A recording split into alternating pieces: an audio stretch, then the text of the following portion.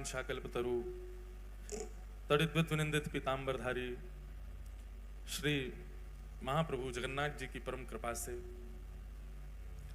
श्री निताई गौर परिवार के परम सत्संकल्प से हिसार के पावन इस अग्रसेन भवन में हम आप सब लोग श्री जगन्नाथ रसोत्सव का आनंद ले रहे हैं। यह हमारा परम सौभाग्य है।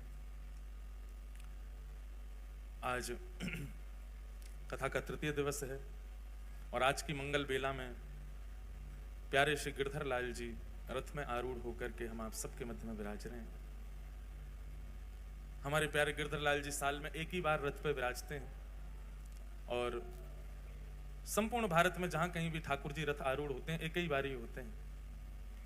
पर इस बार श्री गिरधर लाल जी रथ यात्रा के समय विदेश यात्रा में थे, तो विदेश में जैसा रथ हो सकता था वैसे रथ पर विराजे। अपने रथ पर इस साल नहीं बैठे थे, तो वो भावना मानो रथ बहुत व्याकुल हो रहा था कि इस साल हम पर नहीं विराज रहे हैं ठाकुर जी। तो वृंदावन से रथ ही हिसार आया है और आज श्री गिरधर लाल जी उसमें आरूढ़ हुए। तो हमारे लाल जी की रथ यात्रा तो आज ही हो रही है।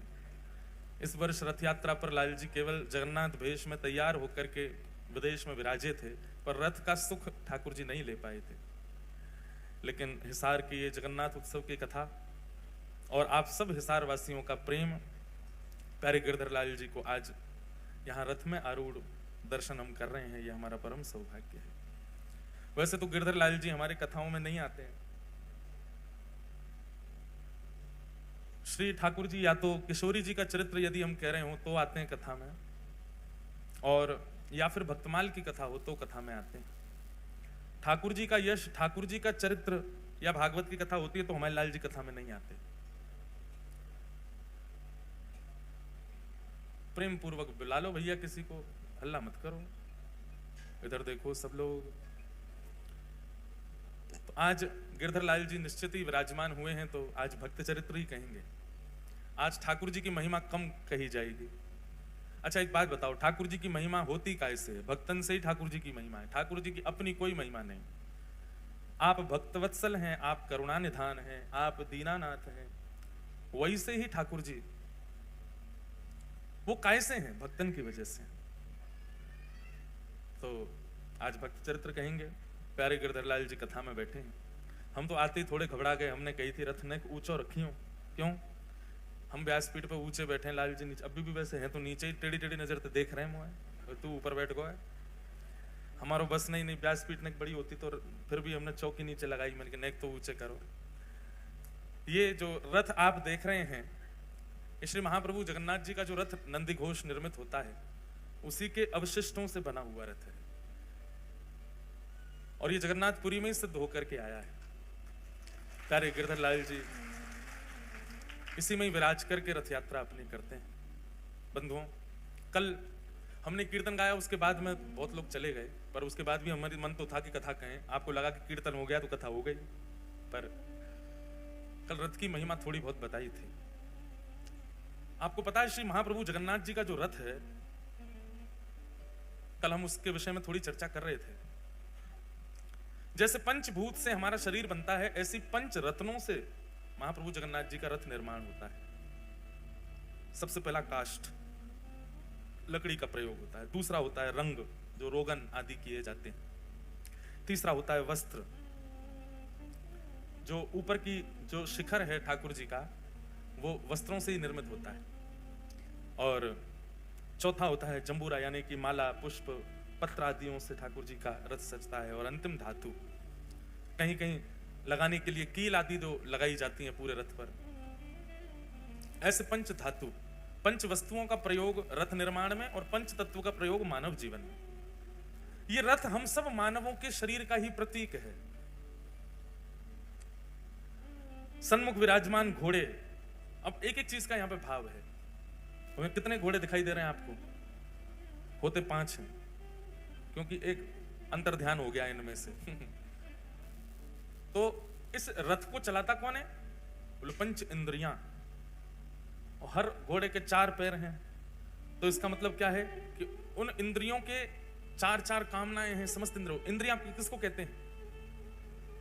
ज्ञान इंद्रिय और पंचकर्म इंद्रिय, 2 प्रकार की इंद्रियां होती हैं। ये इंद्रियां ही हमको अपनी ओर खींचती हैं और उसी दिशा में हम अपने शरीर को ले चलते हैं जहां हमारी इंद्रियां खींचती हैं। आप सबकी इंद्रियां ठाकुर जी ने खींच रखी, इसलिए आप कथा में आ रहे हो। यही विषयों की तरफ होती तो आप विषयी वस्तु की ओर जा रहे होते। इंद्रियां जहां की ओर मुड़ जाती हैं, शरीर वहीं जाता, मतलब घोड़े जहां जाते हैं रथ वहीं जाता है। अनेक भावना रथ के ऊपर बताई गई, पर सबसे मुख्य भावना क्या है कि जगन्नाथ भगवान जब रथ पर आरूढ़ होते हैं, रथ की शोभा तभी होती है। बहुत ध्यानपूर्वक सुनिएगा, रथ की शोभा कब है? जब महाप्रभु उस पर विराजे। जैसे ही महाप्रभु रथ यात्रा अपनी विश्राम करते हैं और रथ से उतर करके श्री मंदिर में प्रवेश कर जाते हैं, उसी समय से ही रथ जीर्ण शीर्ण होना शुरू हो जाता है। जगन्नाथपुरी में 6 महीना की मेहनत में रथ बनता है। इतना परिश्रम करके लोग उसको बनाते हैं, पर कभी भी हर बार नया रथ बनता है। इतना विशाल रथ हर बार नया बनता है। क्यों? क्योंकि जगन्नाथ महाप्रभु के रथ से उतरते ही अपने आप उस रथ के जो अंग प्रत्यंग है वो टूटने लग जाते हैं। ये विशेषता है। उसके चक्र जीर्ण शीर्ण होने लग जाते हैं। कई राजाओं ने, कई बड़े बड़े उद्योगपतियों ने प्रयास किया कि श्री महाप्रभु जगन्नाथ जी के रथ को हम अपने शहर ले आएं, कहीं शोपीस में रखें, कहीं उसको सजा करके रखें। अगर इस प्रकार हो तो कितने रथ अभी तक ठाकुर जी हजारों वर्षों से रथ यात्रा कर रहे हैं, कितने रथ निर्माण हुए, कहां चले जाता है इतना बड़ा रथ? उसी दिन से ही टूटना, अपने आप टूटना लग जाता है। ये विशेषता है जगन्नाथ जी के रथ की। मानो मुझे और आप, हम सबको संकेत कर रहे हैं ठाकुर जी, मेरे धारण करने पर ही शरीर रूपी रथ की महिमा है, इस शरीर रूपी रथ की योग्यता है। जिस दिन मैंने इस शरीर रूपी रथ का त्याग कर दिया, तो फिर विश्वास मानो, तुम्हारी जितनी सुंदरता है, तुम्हारी जितनी योग्यता है, तुम्हारा जितना बल है, वो सब जीर्ण हो जाएगा, वो शीर्ण हो जाएगा। चाहे कितना भी परिश्रम करके तुम्हारा शरीर बना क्यों ना हो, उसकी योग्यता नहीं रह पाएगी।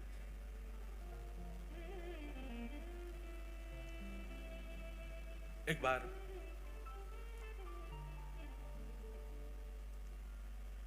ठाकुर जी में और लक्ष्मी जी में विवाद हो गया आपस में। विवाद ऐसा हमारे आपके जैसा विवाद नहीं होता उन दोनों में। श्रीमद् भागवत में उसको नाम दिया गया प्रणय कलह। क्या दिया गया? प्रणय कलह। मतलब प्रेम भरी नोकझोंक होती है दोनों में। एक दिन लक्ष्मी जी से बैठे बैठे ठाकुर जी कुछ चर्चा कर रहे थे, और चर्चा होते होते अपने आप लक्ष्मी जी बोले नाथ, भले ही आप जगन्नाथ हो, पूरा विश्व आपको वंदन करता है, पूजता है, आदि आदि सब बातें हैं, पर हमारी महिमा अलग ही है। अगर हमारी महिमा प्रकाशित हो जाए तो आपकी महिमा कम हो जाएगी। लक्ष्मी जी बोलती हैं ठाकुर जी से, बहुत ध्यानपूर्वक सुनिएगा। हमारी महिमा यदि प्रकाशित हो जाए तो व्यक्ति आपकी महिमा भूल जाएगा उतनी देर के लिए। ठाकुर जी बोले आप तो हैं ही श्रेष्ठ। भगवान को कोई अपनी महिमा की ज्यादा इच्छा नहीं होती। भगवान तो अमानी नाम मान देना, सबको मान देने वाले हैं, अपने मान की कभी इच्छा रखते नहीं। लक्ष्मी मैया ने जब ये बात कही कि हमारा यदि प्रकाश हो जाए तो आपका प्रकाश धीमा पड़ जाता है, ठाकुर जी बोले अच्छी बात है। लेकिन लक्ष्मी जी मानी नहीं, बोले नहीं मैं प्रमाणित करके बताऊंगी। अभी तो आपने ऐसे सहज में बोल दिया, अच्छी बात है, मैं प्रमाणित करके दिखा दूंगी कि जहां मेरा प्रकाश हो जाता है वहां लोग आपकी महिमा भूल जाते हैं। भगवान बोले नहीं आवश्यकता नहीं। बोले नहीं आवश्यकता, मैं तो करके दिखाऊंगी।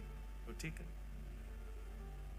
एक व्यक्ति की शव यात्रा जा रही थी, सब लोग उस शव को लेकर के जा रहे हैं। राम नाम सत्य है, गोविंद नाम सत्य है, गोपाल नाम सत्य है। लक्ष्मी जी ठाकुर जी से बोली देखो आपकी महिमा। सब जा रहे हैं लेकर के ठाकुर जी को,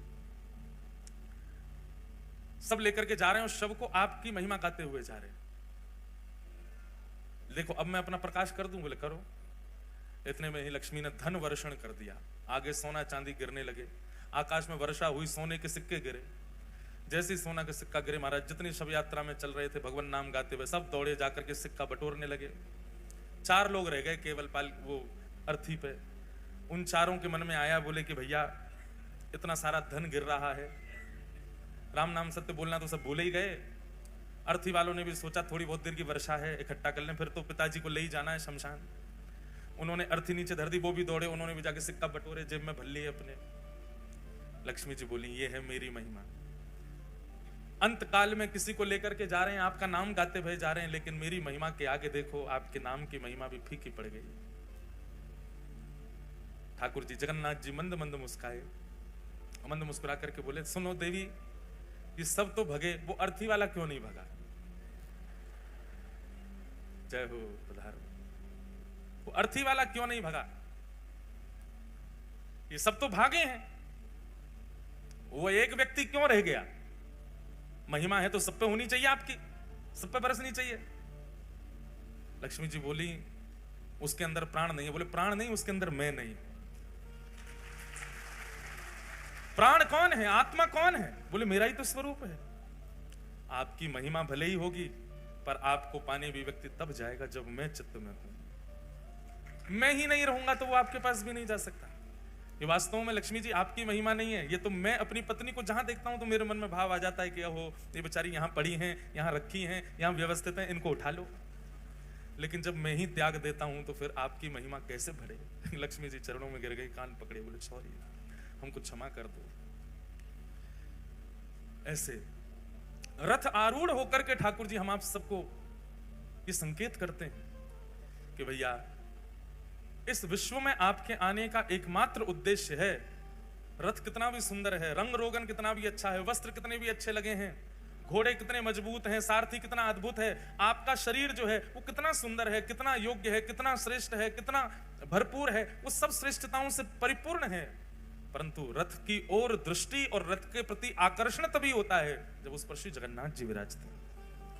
बोले तुम्हारे माथे पर जिस दिन उर्ध्वपुंड विराजमान हो जाएगा, जिस दिन कंठ में कंठी माला तुलसी की विद्यमान हो जाएगी, हाथ में नाम जप माला आ जाएगी और मुख पर निताई गौर हरि बोल, निताई गौर राधे श्याम जपो हरे कृष्ण हरे राम, जब मेरा नाम संकीर्तन होगा तभी तुम्हारी महिमा है। और जिस दिन मैंने तुम्हारा त्याग कर दिया उस दिन ही जीर्ण हो जाना है, उसी दिन ही टूटना प्रारंभ हो जाना है तुम्हारा। इसलिए मुझे धारण करो, मुझे विराजमान करो। आज हमारा परम सौभाग्य, प्यारे गिरधर लाल जी रथ में विराजमान हुए हैं और आज कथा में हरिद्वार से भगवत धाम से परम पूजनीय प्रातः स्मरणीय हमारे पूज्य श्री मस्तराम बाबा, जिनको भगवत धाम वाले पूज्य महाराज जी परम पूजनीय प्रातः स्मरणीय बड़े महाराज जी स्वामी श्री विवेकानंद जी महाराज का खूब आशीष प्राप्त है, ऐसे परम पूजनीय श्री रविंद्रानंद जी महाराज हमारे मध्य पधारे हैं। महाराज जी का बहुत बहुत स्वागत, बहुत बहुत अभिनंदन। ऐसे स्वागत करते हो आप लोग, बोलो जय जगन्नाथ। सब लोगों ने बता, हाँ ऐसे होना चाहिए कि महाराज संतन को भी लगे कि हाँ हिसार में उत्सव चल रहा है।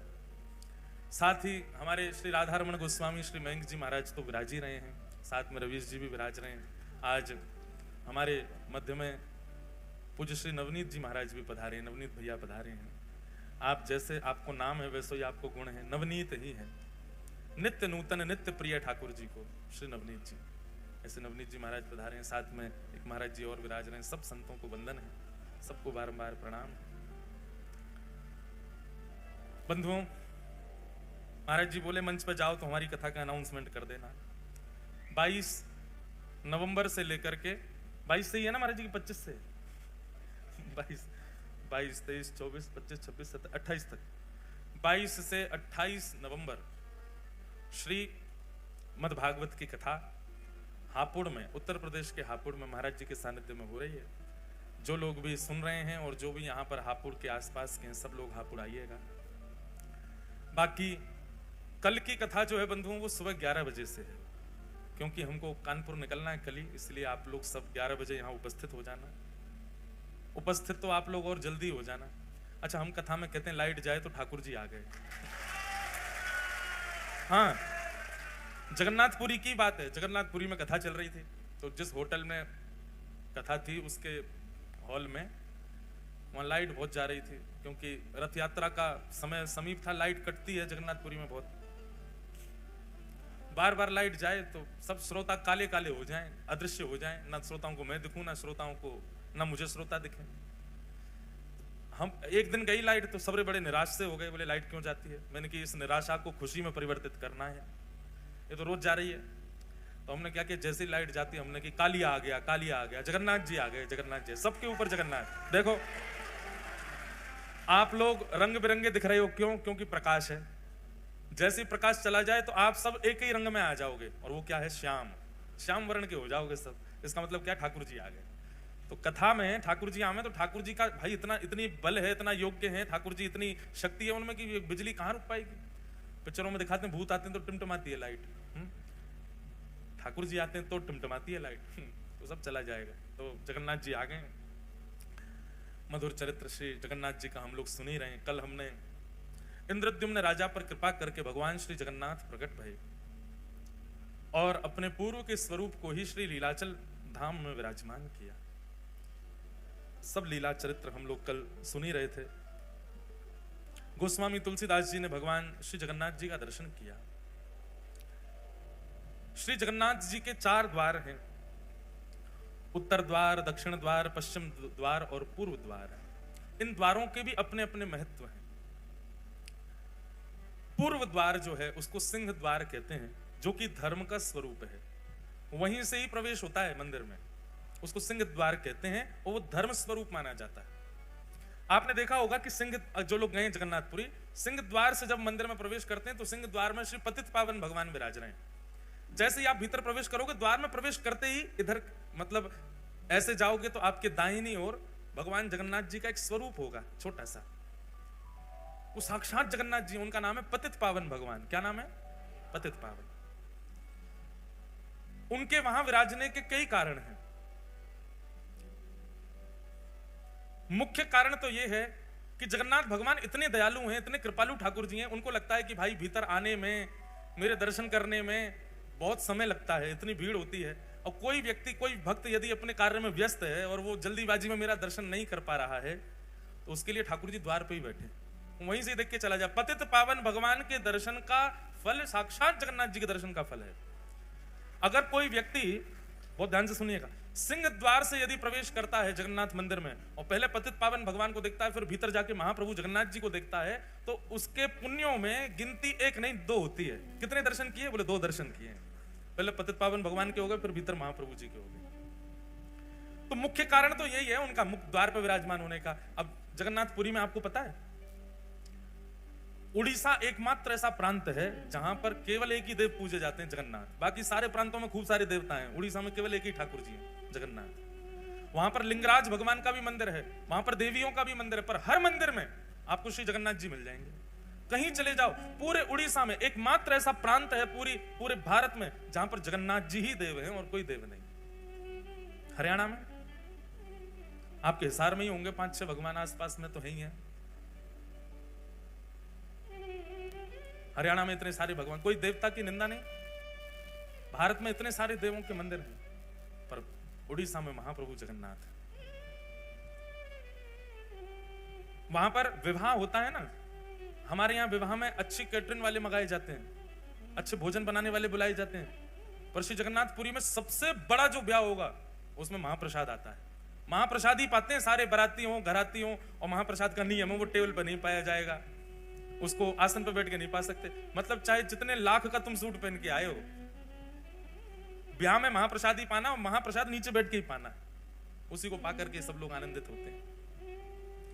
तो जगन्नाथपुरी में विवाह तब तक संपन्न नहीं होता जैसे बड़े बूढ़ों का ब्याह होना चाहिए, बड़े बूढ़ों का आशीर्वाद मिले तब ब्याह संपन्न। ऐसे जगन्नाथपुरी में वर और वधू जो है वो जब तक श्री जगन्नाथ प्रभु को देख ना लें तब तक उनका विवाह संपन्न नहीं होता। अब विवाह बहुत बड़े ऊंचे स्केल पे हो रहे हैं, बहुत व्यस्तता हो जाती है, भागदौड़ बहुत होती है, तो बेचारे दोनों वर वधू बाहर से पतित पावन भगवान को देख के वहीं माला पहना देते हैं। दूसरा पतित पावन भगवान के बाहर विराजने का स्वरूप यह है कि जब म्लेच्छों ने भारत में आक्रमण किया और मंदिर ध्वस्त करने लगे, तो नियम बना दिए मंदिरों में कि भाई जो वैष्णव नहीं है, जो हिंदू नहीं है, उनको मंदिर में प्रवेश नहीं करने दिया जाएगा। और इसका कट्टर नियम तो श्री जगन्नाथपुरी में ही हो गया, वहां पर हिंदुओं को ही प्रवेश रहता है। लेकिन महाप्रभु श्री जगन्नाथ जी के तो अनेक विदेशी भक्त भी हैं, अनेक ऐसे भक्त हैं जो म्लेच्छ भी हैं। सालबेग वही म्लेच्छ था। और जब से श्री चैतन्य महाप्रभु और गौड़िया वैष्णव परंपरा, इनका तो 2 ही इनके प्रमुख स्थान है, या तो वृंदावन या फिर जगन्नाथपुरी। तो गौड़िया वैष्णव परंपरा में तो अंग देश के बहुत लोग हो गए, जगन्नाथ भगवान को सर्वस्व मानते हैं। उनके लिए महाप्रभु श्री जगन्नाथ जी पतित पावन रूप में बाहर ही बैठ गए, यहीं दर्शन कर लो हमारा। ऐसा शास्त्रों में वर्णन है, ऐसा जगन्नाथ जी की महिमा में भी लिखा है कि यदि कोई व्यक्ति पतित पावन भगवान का दर्शन किए बिना जगन्नाथ जी का दर्शन कर ले तो उसके पुण्य में 0 दर्शन काउंट होता है, दर्शन हुआ ही नहीं है उसको।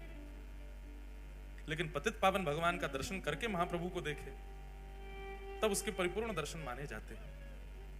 तो सिंह द्वार ये पूर्व द्वार है, इसी को धर्म द्वार कहा जाता है। दूसरा पश्चिम द्वार, इसको व्याघ्र द्वार कहा जाता है।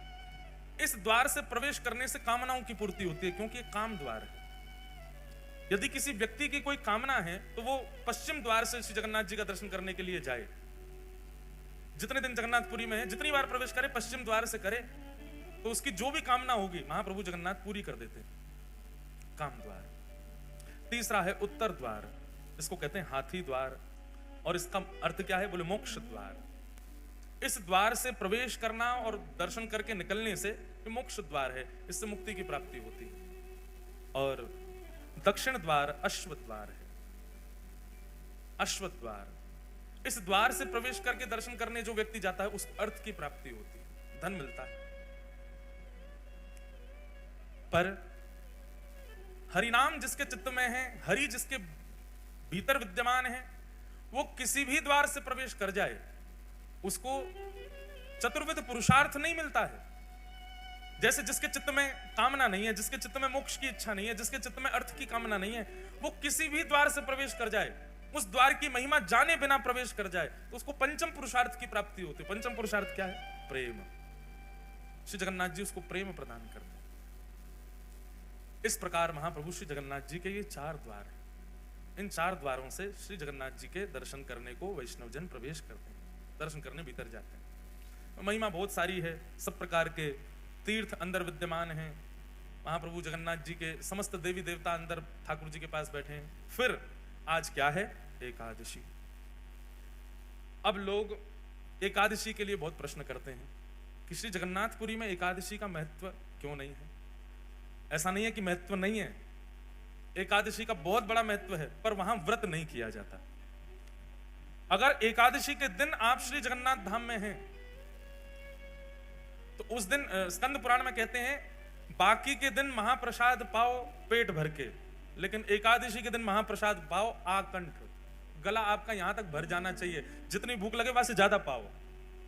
क्यों? बोले एकादशी के दिन जगन्नाथ भगवान के नेत्र 1-1 फीट और बड़े हो जाते हैं, आंख खोल के देखते हैं आज मेरा प्रसाद कौन नहीं पा रहा है, बात है ना। तो ठाकुर जी और ध्यान से देखे तो एकादशी के दिन महाप्रसाद की बड़ी महिमा है। लेकिन याद रहे जगन्नाथपुरी जाकर के यदि कोई व्रत करता है एकादशी का तो उसकी संपूर्ण पूर्व की एकादशी निरस्त हो जाती है। इसलिए कई लोग मैंने देखे हैं ऐसे, वो बहुत निष्ठा रखते हैं एकादशी के प्रति, तो जगन्नाथपुरी जाकर के भी वो कहते हैं ठीक है महाप्रसाद है, हम माथे से लगा के थोड़ा ले, पर हम प्रसाद पाएंगे नहीं, हमारा नियम है, व्रत है। भैया स्कंद पुराण में स्पष्ट मना किया गया है, वहां व्रत मत रखो। अब इसके पीछे कारण सुनो क्यों। एकादशी के दिन अन्न में पाप का निवास होता है कि नहीं होता? एकादशी के दिन अन्न में पाप निवास करता है। और जगन्नाथपुरी का जो महाप्रसाद है, श्री जगन्नाथपुरी में जो रसोई में प्रसाद सिद्ध होता है वो स्वयं लक्ष्मी सिद्ध करती। कौन सिद्ध करता है? लक्ष्मी जी के हाथ स्पर्श हो जाने के बाद में कोई अन्न में पाप निवास नहीं कर सकता। और दूसरी बात, लक्ष्मी जी के हाथ से निर्मित हुआ तो पाप तो बहुत दूर की बात है महाराज, उस प्रसाद के चारों ओर करोड़ों पुण्य घूमते रहते हैं, हमको मौका मिले हम इसमें प्रवेश कर जाएं। उसके बाद जगन्नाथ जगत नियंता जगन्नाथ भगवान उसका भोग लगा रहे हैं और हम उस समय एकादशी की प्रधानता मान रहे हैं। हम कैसे मान सकते हैं एकादशी प्रधान है उस दिन? हम एक नियम और बताएं, संतों की आज्ञा से बता रहे हैं। एकादशी आपका व्रत चल रहा है, आप हिसार में बैठे हो, आपका व्रत हो रहा है, आप निर्जला कर रहे हो या जैसा भी आपका व्रत का स्वभाव रहता है वैसा आप व्रत कर रहे हो, बहुत अच्छी बात है, निष्ठा एकादशी की होनी चाहिए। उसी समय वृंदावन से हमारे गिरिराज जी से कोई वैष्णव आए और वहां का 56 भोग लेकर के आए और आकर के आपके घर पर प्रदान किया। अब प्रसाद का नियम क्या है? प्रसाद जैसे ही आपके घर में आए तुरंत उसमें से एक टूक आपको लेना ही चाहिए। क्यों? बोले प्रसाद आया है, आपने रख दिया फ्रिज में, आपने सोचा कल पाएंगे, कल तक जीवित नहीं रहे तो, रात में प्राण चले गए तो, अगले क्षण ही पधार गए तो। प्रसाद जैसे ही सन्मुख नेत्रों के सामने आ जाए तुरंत उसको ग्रहण कर लेना चाहिए। अब एकादशी क्या करें? ये तो अन्न है। अगर आपने उस समय प्रसाद को अन्न माना तो आपकी एकादशी निरस्त हो जाएगी। उसी समय आपके सन्मुख जैसे ही प्रसाद आवे तुरंत लीजिए और तुरंत लेकर के एक टुक मुख में धारण कर लीजिए। क्यों? वस्तु में पाप निवास करता है, व्यंजन में पाप निवास करता है, अन्न में पाप निवास करता है, प्रसाद में पाप नहीं रहता। इसलिए प्रसाद के प्रति यह बुद्धि मत रखो। जगन्नाथपुरी में एकादशी व्रत नहीं करना चाहिए, पर मंदिर का ही प्रसाद पाना चाहिए, बाहर कुछ मत पा लेना, महाप्रसाद पाओ। लक्ष्मी ने बनाया है, जगन्नाथ का अधरामृत है, उसको पाने से तो एकादशी पुष्ट होती है, इसलिए वहां एकादशी व्रत का नियम नहीं है। और सबसे बड़ी बात बंधुओं, एक हमारी सुनिएगा, प्रसाद को कभी भी व्यंजन मत समझिए। प्रसाद चाहे जगन्नाथ जी का हो, चाहे राधारमण लाल जी का हो, राधा वल्लभ लाल जी का हो, बिहारी जी का हो, श्री गिरिराज जी का 56 भोग हो, उसके प्रति व्यंजन बुद्धि, उसके प्रति पदार्थ बुद्धि बिल्कुल मत रखिए। उसमें स्वाद आ रहा है तो ज्यादा पाना, ऐसा भी भाव मत रखो। साक्षात ठाकुर जी का स्वरूप है, उसी भाव से ही उसको सेवन करना चाहिए। मूलतः एकादशी अन्न के लिए है, प्रसाद के लिए नहीं। इसलिए जगन्नाथपुरी में एकादशी का नियम नहीं है, वहां नहीं करना चाहिए। कई कथाएं आती हैं, जिन जिन लोगों ने एकादशी नियम रखने का प्रयास भी किया, श्री जगन्नाथ जी ने उनको तुरंत ही अवगत भी करा दिया कि भाई तुम यहां एकादशी मत करो, एकादशी करनी है दुनिया में करो। अब लेकिन कई बातें आती हैं, बहुत सारे प्रकार के भाव आते हैं। एक जगह ऐसा भाव आता है कि श्री जगन्नाथ भगवान जो हैं वो साल भर तो दाल भात पाते ही पाते, महाप्रसाद पाते हैं, लेकिन स्नान पूर्णिमा के बाद जब ठाकुर जी अस्वस्थ हो जाते हैं 15 दिन के लिए, रथ यात्रा से पहले श्री जगन्नाथ भगवान अस्वस्थ होते हैं, तो 15 दिन ठाकुर जी महाप्रसाद का भोग नहीं लगाते। तो मतलब अपनी साल भर की जितनी एकादशी ठाकुर जी तभी कर लेते हैं, अपनी सबरी एकादशी ठाकुर जी उन्हीं दिनों में ही कर लेते हैं। मतलब जब श्री जगन्नाथ भगवान अस्वस्थ अवस्था में होते हैं और यदि किसी व्यक्ति का जगन्नाथपुरी में अनेक एकादशियां व्यतीत हुई हैं, ऐसे व्यक्ति को उन 15 दिनों तक उसको भी व्रत नियम करना चाहिए, क्योंकि जगन्नाथ जी प्रसाद नहीं पा रहे हैं तो हम भी नहीं पाए, हमारी भी एकादशी पुष्ट हो जाए उसी में, ऐसी भी भावना है। अस्वस्थ क्यों होते हैं श्री जगन्नाथ भगवान? भगवान को कभी अस्वस्थता हो सकती है? श्री ठाकुर जी के ऊपर कभी किसी भी प्रकार की अस्वस्थता का भाव कैसे आ सकता है? वो साक्षात महाप्रभु हैं। तब प्रसंग सुनाया जाता है भक्त श्री माधव दास जी का। श्री जगन्नाथ भगवान के परम वैष्णव भक्त हुए श्री माधव दास। बहुत सुंदर चरित्र है। कन्नौज के एक विप्र कुल में जन्म हुआ श्री माधव दास जी का। बहुत ध्यानपूर्वक सुनो, जिनको कथा पता है अच्छी बात है, जिनको नहीं पता है वो सुनो, जिनको पता है वो फिर से सुनो। मार्ग दे दो भैया, माताएं बहनें जा रही हैं, सब लोग इधर देखो, कथा सुनो।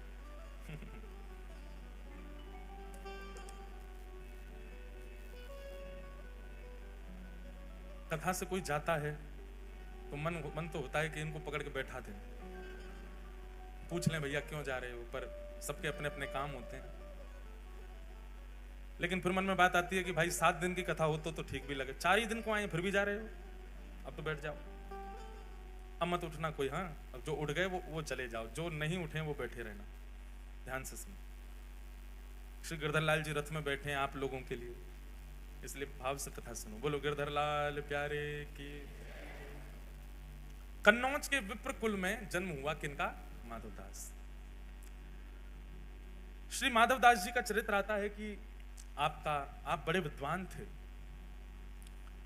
आपका विवाह हुआ और विवाह के उपरांत आपकी पत्नी ने एक पुत्र को जन्म दिया। बालक का जन्म होते ही किसी कारण से पत्नी की मृत्यु हो गई और पत्नी की मृत्यु होने पर पूरा घर बड़ा उदास, निराश, हताश हो गया। माधवदास जी ने संस्कार आदि किए और उसके बाद ऐसी विरक्ति आई माधवदास जी को। विरक्त तो पहले से ही घर वालों ने ब्याह करा दिया था, विरक्ति तो उनके चित्त में थी, परंतु पत्नी की मृत्यु से अब और ज्यादा उनकी विरक्ति जो है वो प्रगाढ़ हो गई। उन्होंने मन में विचार कर लिया कि अब सब तज हरि भज, सब छोड़ छाड़ के ठाकुर जी को भजेंगे। एक बात कहें बंधु, माधवदास जी के चरित्र में नहीं कह रहा हूं, अपने विषय में, हम आप सब लोगों के विषय में कह रहा हूं कि हम प्रतीक्षा क्यों करते हैं कि जब कुछ घटना घटे तो ही हम ठाकुर जी के शरणागत हों। प्रतीक्षा मत करो घटना की। वास्तव में कोई घटना होने के बाद, ठोकर लगने के बाद, या फिर किसी प्रकार की स्थिति आने के बाद जब हम भगवत सन्मुख होते हैं, ठाकुर जी को अच्छा तो लगता है पर उतना प्रिय नहीं लगता।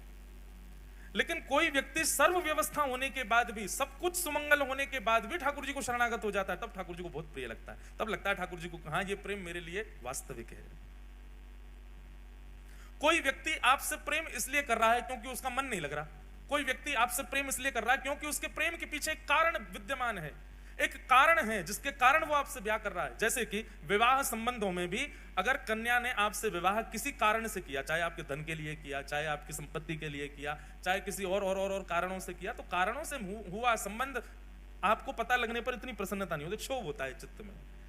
ऐसे ठाकुर जी जब अपने शरणागत को देखते हैं तो शरणागत को देख करके ठाकुर जी तुरंत नेत्र बंद करके विचार करते हैं कारण क्या है इसकी शरणागति का।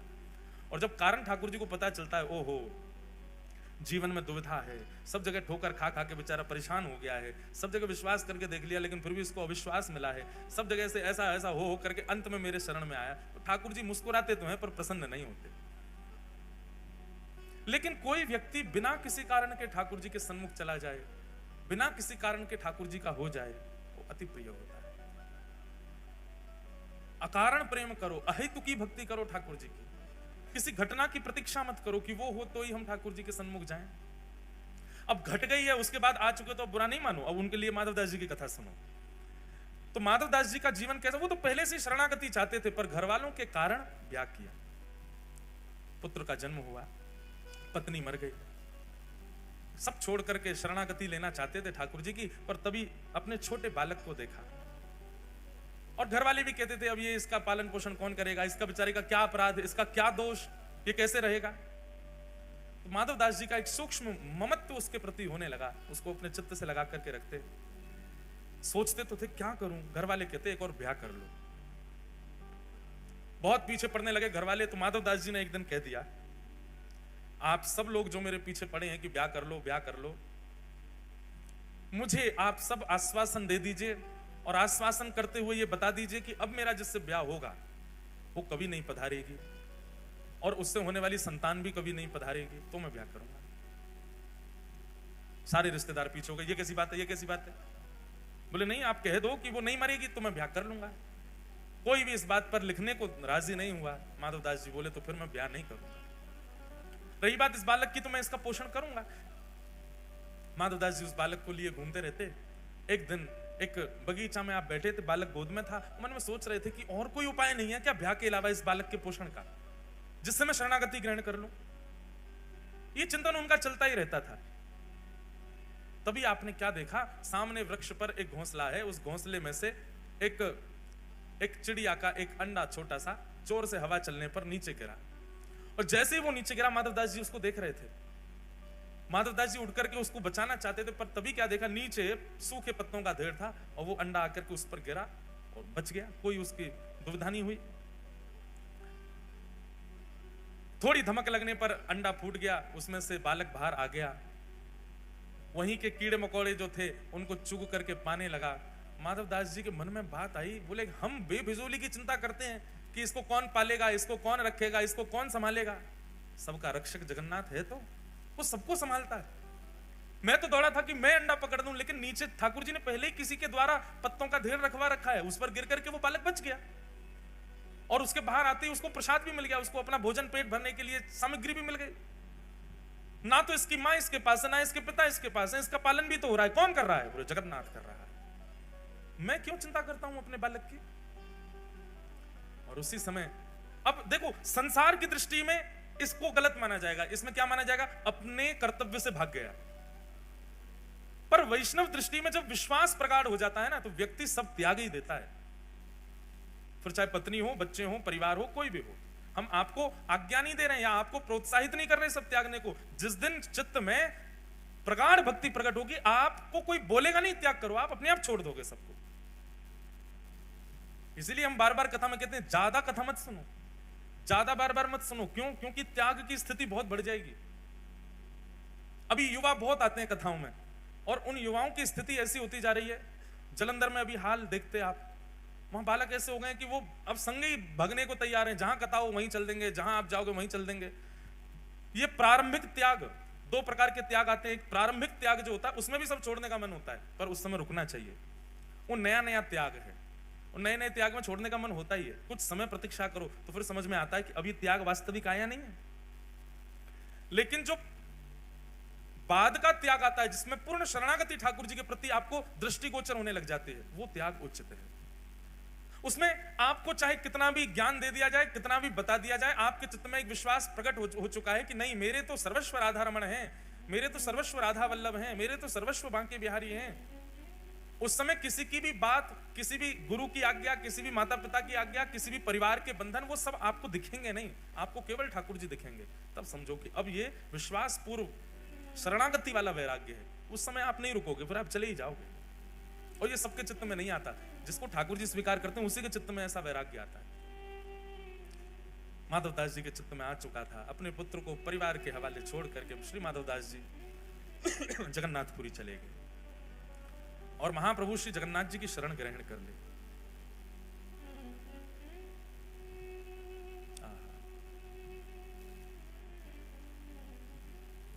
गिरधर ही गुणगान मेरे तो, गिरधर ही गुणगान, गिरधर ही गुणगान मेरे तो, गिरधर ही गुणगान, गिरधर ही गुणगान मेरे तो, गिरधर ही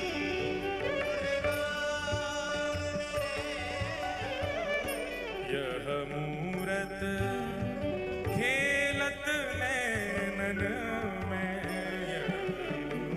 सब लोग गाओ। श्री अष्टछाप के सखा कृष्णदास जी का पद है। जब स्थिति ऐसी हो जाएगी तो फिर कोई और भाएगा ही नहीं, सब छोड़ के जाने का ही मन होगा। यह मूरत खेलत नैनन में, यह मूरत खेलत, यही हृदय में ध्यान मेरे तो, यही हृदय में ध्यान गिरधर ही गुणगान मेरे तो, गिरधर ही। श्री जगन्नाथ महाप्रभु की। माधवदास जी की स्थिति हो चुकी है ऐसी।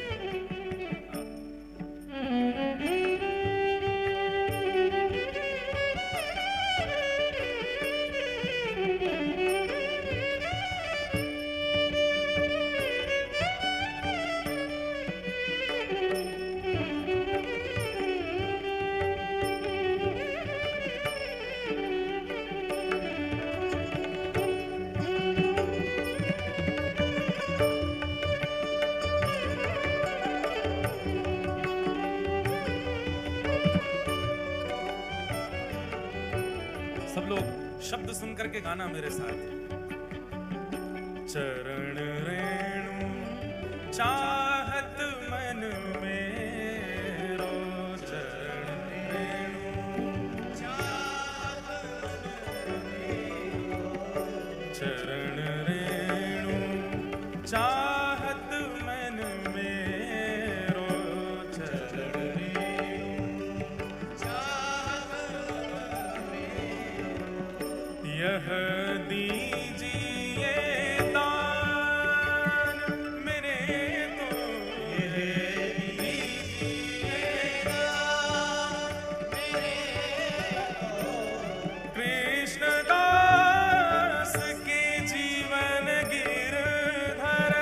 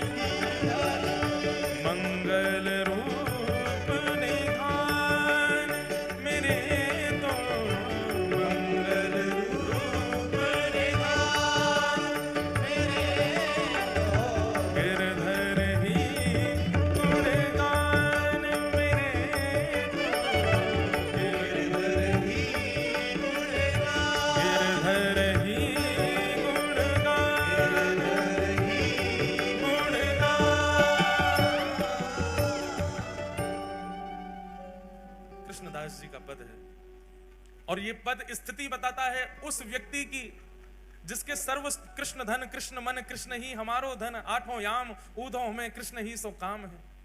जिसकी स्थिति सर्वस्व श्री कृष्ण बन चुके हैं वो ऐसा ही हो जाता है। भैया एक बात हमारी सुनो, अपने ठाकुरों को, आप सबके घर में ठाकुर जी हैं, श्रृंगार एक बार को कम धारण करा दो चलेगो, भोग एक बार को सामान्य लगा दो चलेगो, पर ये रसिक जनों की वाणी जरूर सुनाओ, अपने ठाकुर के आगे बैठ के गाया करें। मैं कथाओं में कहता हूं बार बार, इन पदों को सुनकर के ठाकुर जी प्रकट हो जाते थे और सामने खड़े खड़े कृष्णदास गा रहे हैं और ठुमक ठुमक करके श्रीनाथ जी नृत्य कर रहे हैं, सूरदास जी गा रहे हैं, ठाकुर जी थोड़ी पे हाथ धर के सामने बैठ के सुनते थे, कुंभन दास जी गा रहे हैं, ठाकुर जी लपक के गोद में कूद पड़ते, हितरवंश महाप्रभु गा रहे हैं, श्री ठाकुर जी लीला कर रहे हैं, स्वामी श्री हरदास जी गा रहे हैं और ठाकुर जी सामने बैठ के वंशी बजा रहे हैं। हमारे संग करते हैं हमारे ठाकुर जी ऐसा?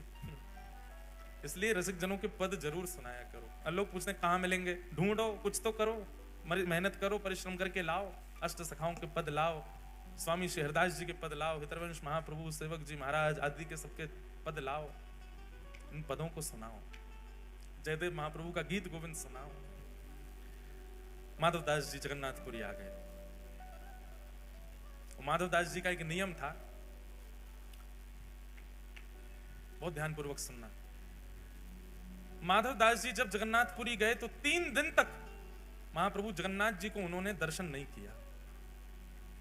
जगन्नाथपुरी पहुंचे, पहुंचते ही जगन्नाथ जी का श्री मंदिर देख करके रोने लगे और रोते रोते समुद्र किनारे बैठ गए और जाकर के अपने आप को कोसते हुए रुदन करने लगे। किसी ने पूछा माधवदास जी ने दर्शन क्यों नहीं किया? बोले माधवदास जी अपने मन में विचार करने में 21 वर्ष का हो गया, अपने 21 वर्ष मैंने विषय भोग में व्यतीत कर दिए, जगन्नाथ जी की शरण में पहले क्यों नहीं आया? इस उदासी से बैठे जगन्नाथ वहां समुद्र के तट पर जाके और अपने आप को दंड दे रहे हैं, ना कुछ पा रहे हैं, ना कुछ पी रहे हैं, ना कुछ पा रहे हैं, बस एक निष्ठ होकर रुदन करते जा रहे हैं और बार बार स्वयं को कोस रहे हैं, मैंने 21 वर्ष निकाल दिए। अरे तो भाई किसी ने कहा माधवदास जी को प्रसन्न हो जाना चाहिए, अब तो आ गए शरण में। बोले अब जीवन का कोई पता है क्या? मेरे जीवन के केवल इतने ही दिन हो, 21 वर्ष 6 दिन की मेरी आयु हो, तो इसका मतलब अब शेष 3 ही दिन रह पाऊंगा मैं ठाकुर जी की शरण में, 21 वर्ष तो मैंने विषय भोग में निकाल दिए। इस बात से परेशान होकर रोने लगे। अच्छा, माधवदास जी ने कोई 3 दिन का नियम नहीं लिया था, माधवदास जी तो मृत्यु पर्यंत अनशन पर बैठ गए समुद्र के तट पर जाके कि मैंने अपना जीवन व्यर्थ कर दिया, ठाकुर जी की शरण में पहले नहीं आया। 3 दिन बाद महाप्रभु जगन्नाथ जी ब्रह्मवेदी पर बैठे हैं, महाप्रसाद सामने रखा है, लक्ष्मी मैया हाथ जोड़ करके खड़ी हैं, ठाकुर जी से कह रही हैं नाथ भोग आरोग। जगन्नाथ प्रभु कह रहे हैं देवी इच्छा नहीं हो रही। क्यों? आप तो जगन्नाथ हो, आप तो प्रसाद देखते ही महाराज हाथ लंबे कर लेते हो, दूर दूर से पानी लग जाते हो, और आज आपको इच्छा नहीं हो रही, क्या बात है? महाप्रभु जी कहते हैं एक मेरा भक्त सब छोड़ के आ गया, सब त्याग करके आया, त्याग करके मेरे शरण में आया है, लेकिन इस बात की ग्लानि में बैठा है कि इतने वर्ष मैंने क्यों संसार में विषय भोग भोगे, और वो भूखा प्यासा 3 दिन से पुरी में समुद्र के तट पर बैठा है। मुझे उसकी याद आ रही है, मुझे भूख नहीं लग रही है, तुम कुछ करो, उसके पास प्रसाद भिजवाओ, वो पाएगा तब मैं प्रसन्न होऊंगा। लक्ष्मी जी ने स्वर्ण के थाल में महाप्रसाद को, जबकि थाल में कभी महाप्रसाद नहीं पाया जाता, थाल में प्रसाद केवल ठाकुर जी पा सकते हैं जगन्नाथपुरी में, बाकी सबको तो पत्रों में पाना पड़ता है, मट्टी के बर्तन में पाना पड़ता है, थाल में कोई प्रसाद नहीं पाता।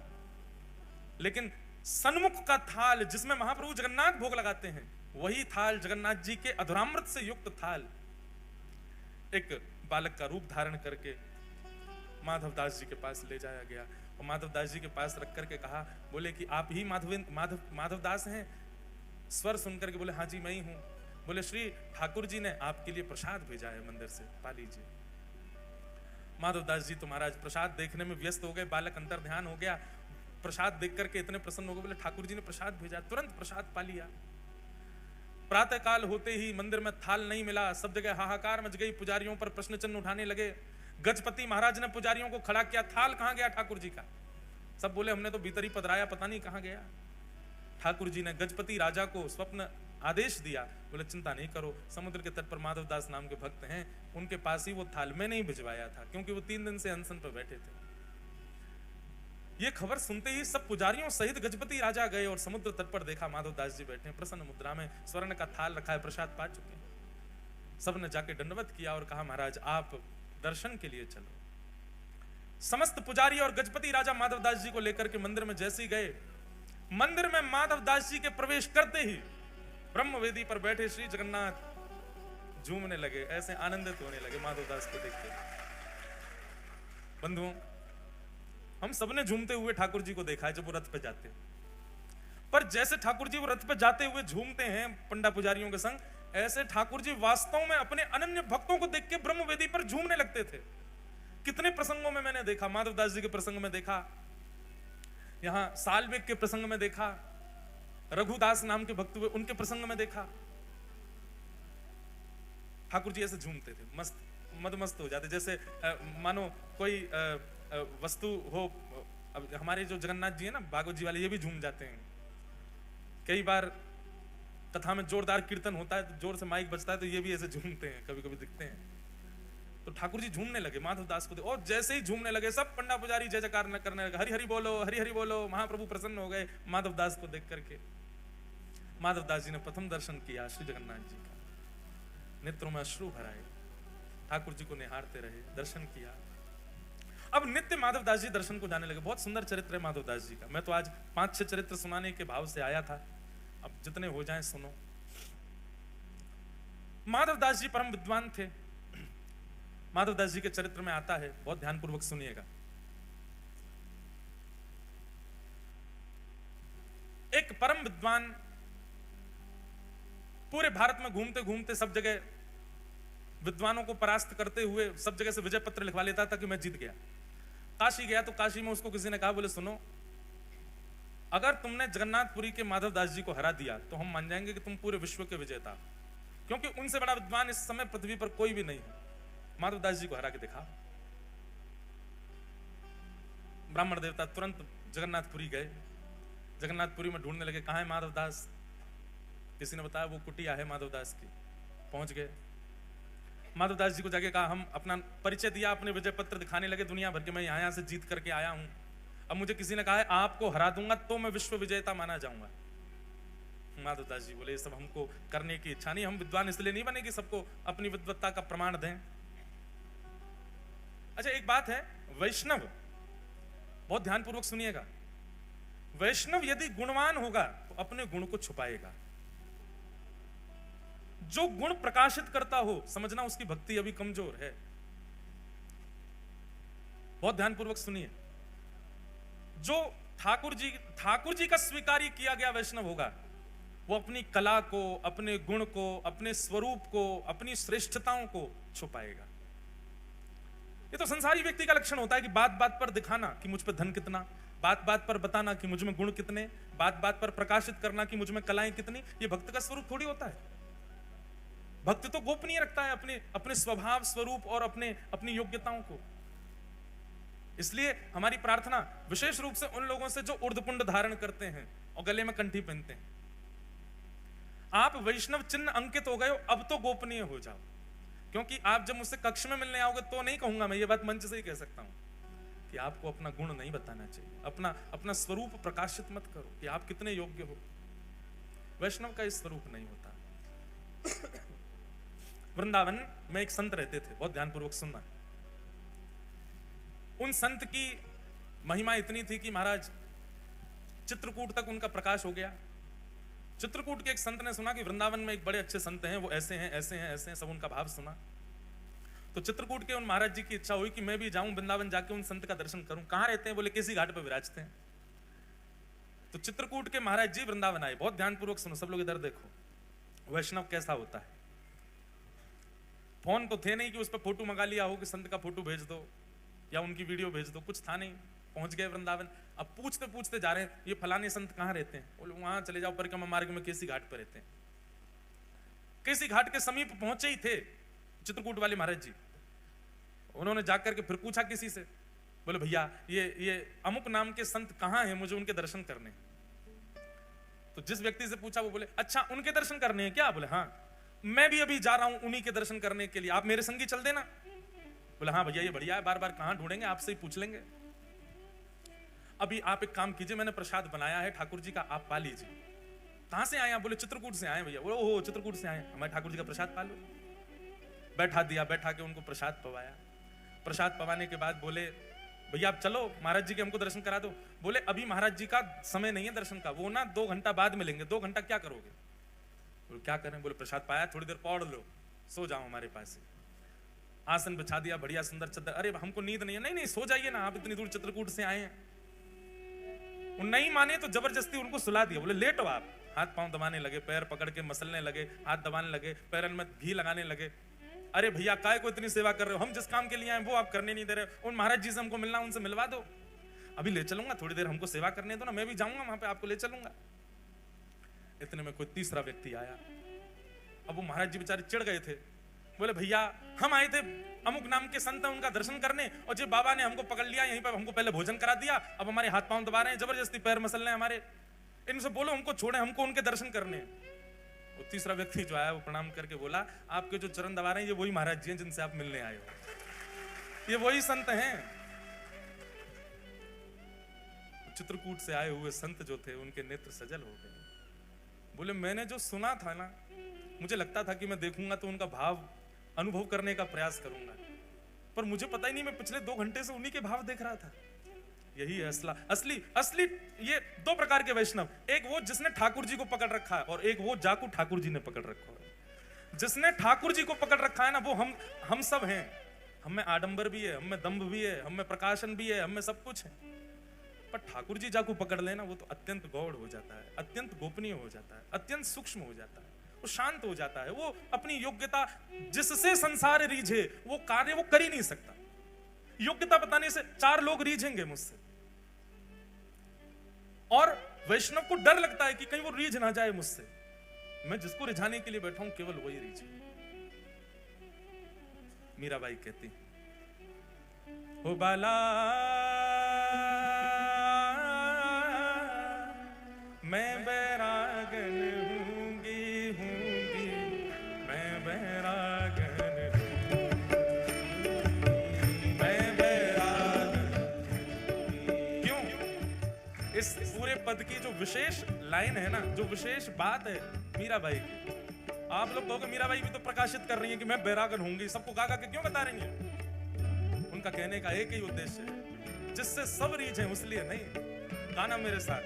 जिन भेषा मारो सावरो रीझे, जिन भेषा मारो सावरो रीझे, जिन भेषा मेरो सावरो रीझे, जिन भेषा मेरो सावरो रीझे, मैं सोही भेष धरूंगी, मैं तो सोही भेष धरूंगी, हाँ मैं तो सोही भेष धरूंगी।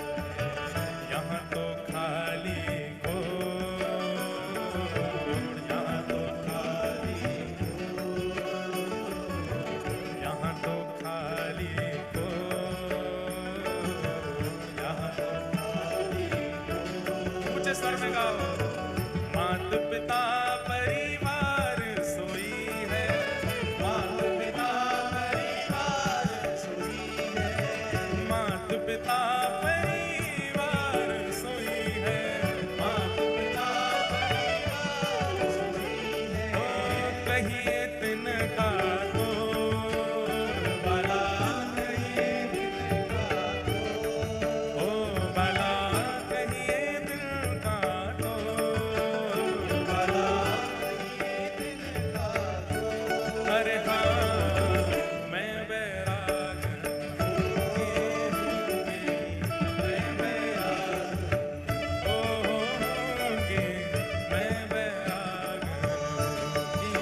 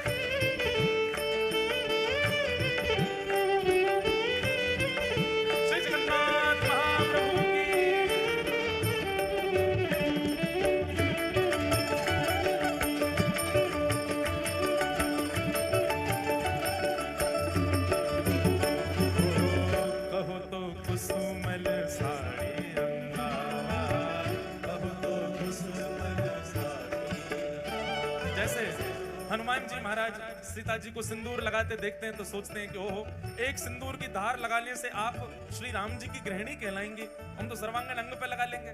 ऐसे मीराबाई भी साधुओं से संतों से पूछती हैं, आप गेरुआ वस्त्र क्यों पहनते हैं? बोले इससे ये पहचान होती है कि हम ठाकुर जी के हैं। मीराबाई महाराज वही पहन के आ जाती हैं। बोले जिससे ये पता लगे कि मैं श्याम सुंदर क्यों, मैं तो वो पहनूंगी। कहो तो कुसुमल साड़ी रंगावा, कहो तो कुसुमल साड़ी रंगावा, कहो तो भगवा वे, कहो तो भगवा वे,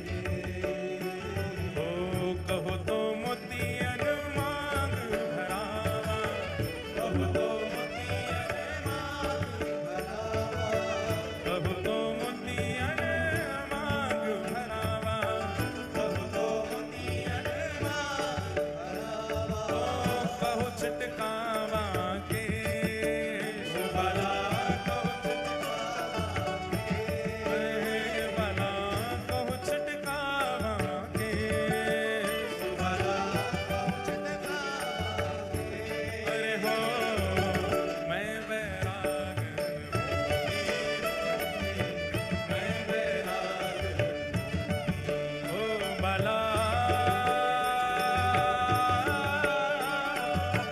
मैं बैरागन हूँगी हूँगी, मैं बैरागन हूँगी हूँगी, मैं बैरागन ओ मैं बैरागन हूँगी, मैं बैरागन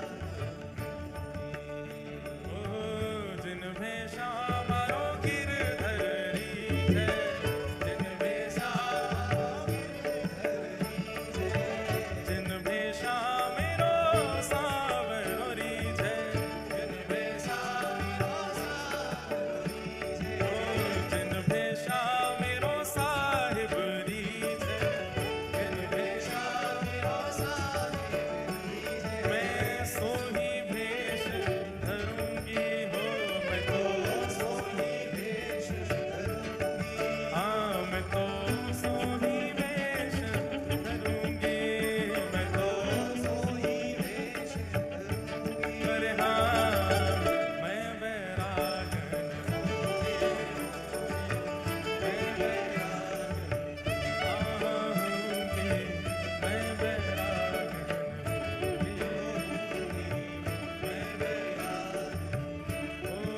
हूँगी, मैं बैरागन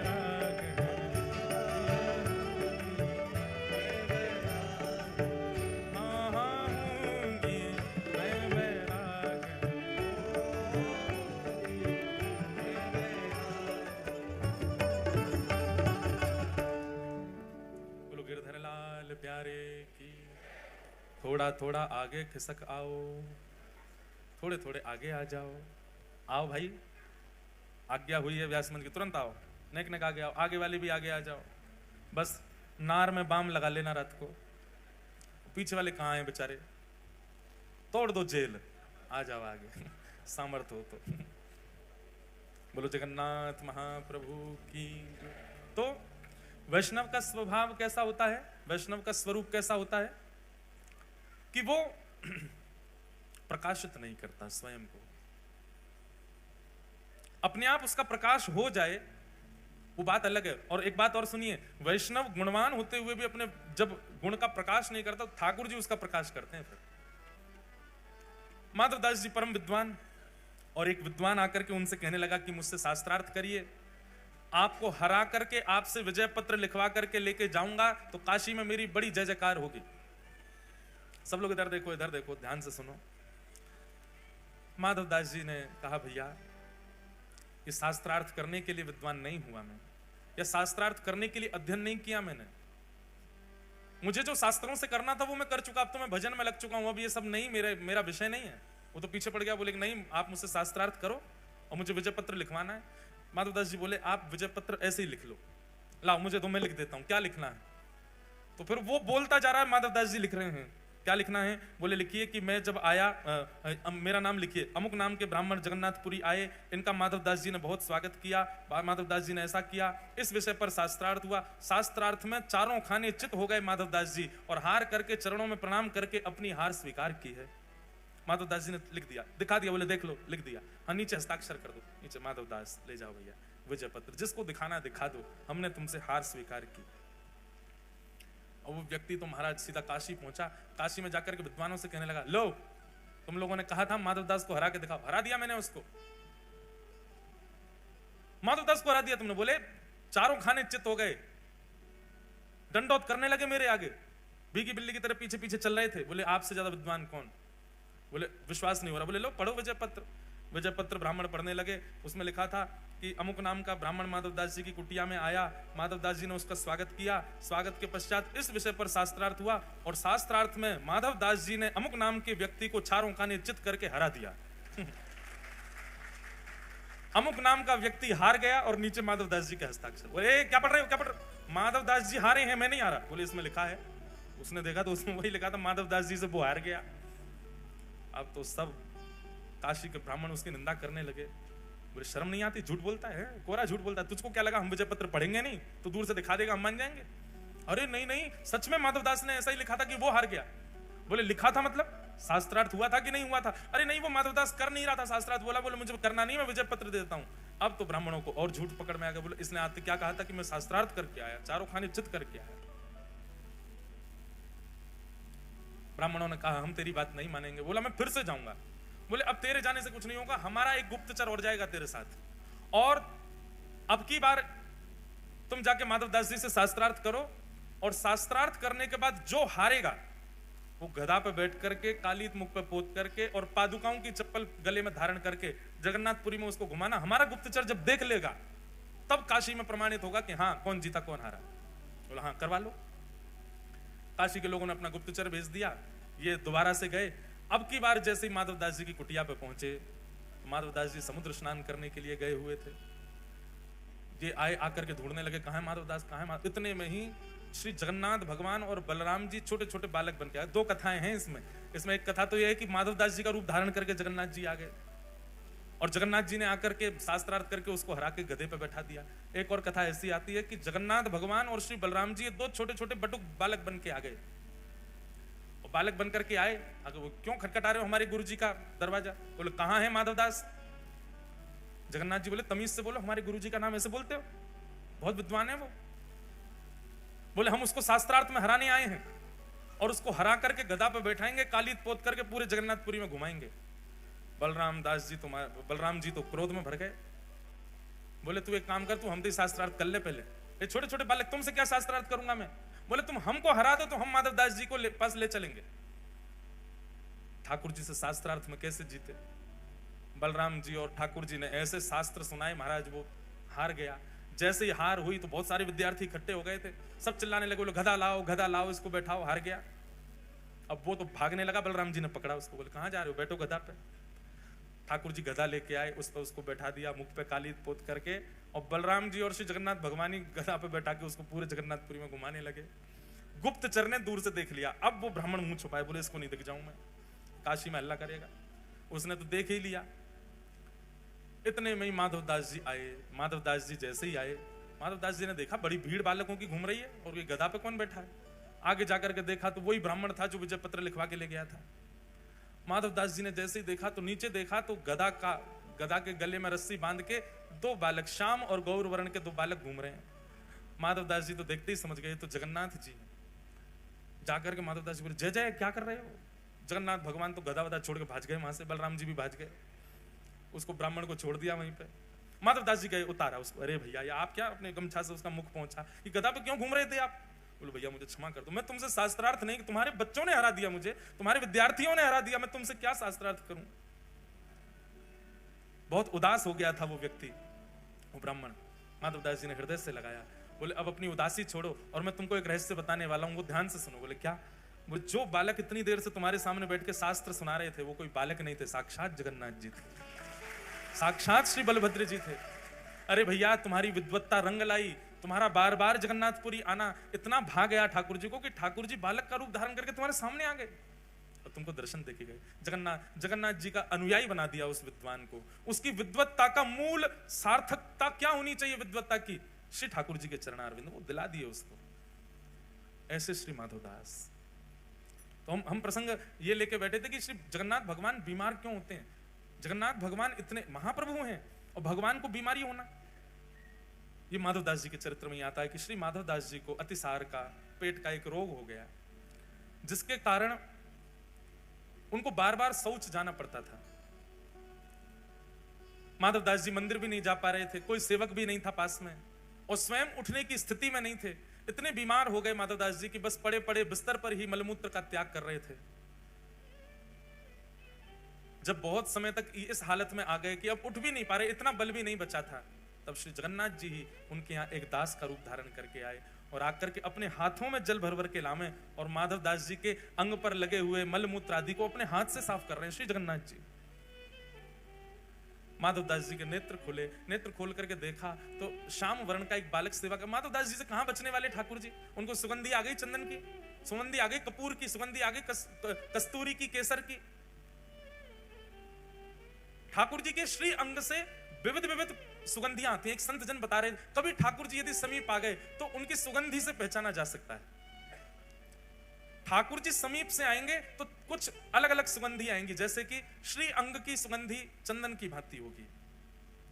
ठाकुर जी समीप आएंगे तो कस्तूरी की, अगर शीतकाल में ठाकुर जी मिलेंगे तो कस्तूरी की सुगंधी आएगी, ग्रीष्म काल में मिलेंगे तो चंदन की सुगंधी आएगी।